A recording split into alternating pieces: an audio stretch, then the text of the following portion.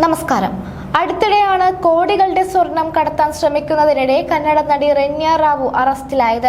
മാധ്യമങ്ങളേറെ ചർച്ച ചെയ്ത വാർത്തയായിരുന്നു അത്.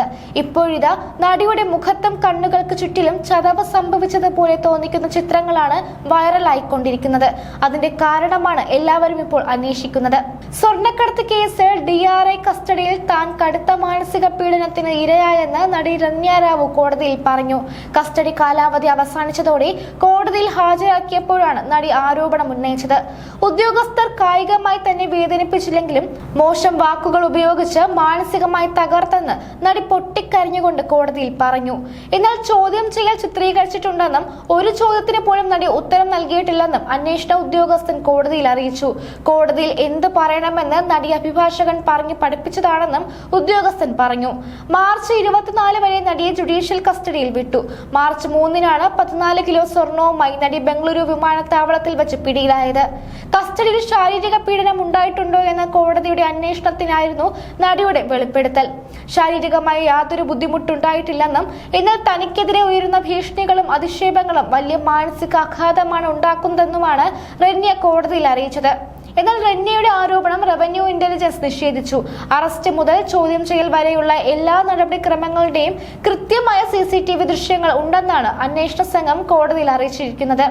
മുഖത്തും കണ്ണുകൾക്ക് ചുറ്റിലും ചതവ് സംഭവിച്ചതുപോലെ തോന്നിക്കുന്ന ചിത്രങ്ങൾ പ്രചരിച്ചതിന്റെ പശ്ചാത്തലത്തിലാണ് ഈ കേസിൽ കോടതി ഇടപെട്ടത്.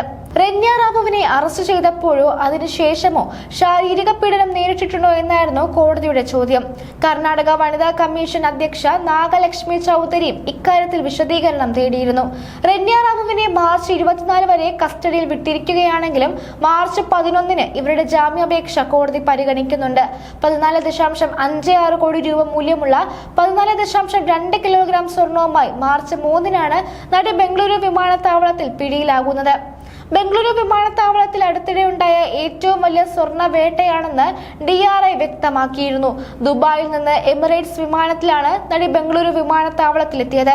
അറസ്റ്റിന് പിന്നാലെ നടിയുടെ വീട്ടിൽ നടത്തിയ പരിശോധനയിൽ 2.06 കോടി രൂപ വില വരുന്ന സ്വർണ്ണാഭരണങ്ങളും 2.67 കോടി ഇന്ത്യൻ രൂപയുടെ കറൻസിയും കണ്ടെത്തി. കേസുമായി ബന്ധപ്പെട്ട് ആകെ 14.29 കോടിയുടെ തൊണ്ട് മുതലുകൾ കണ്ടെടുത്തതായി DRI അധികൃതർ വ്യക്തമാക്കുന്നു.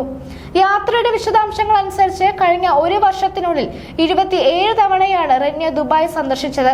ഇതിൽ തന്നെ കഴിഞ്ഞ 15 ദിവസത്തിനിടെ നടി 4 തവണ ദുബായ് യാത്ര നടത്തിയിട്ടുണ്ട്.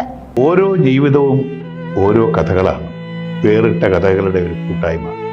വേണമെങ്കിൽ നമുക്കതിനെ ഒരു നോവലെന്ന് പേരിടാം. അതുപോലൊരു നോവലല്ലേ നിങ്ങളുടെ ജീവിതവും? എന്താ, ശരിയല്ലേ?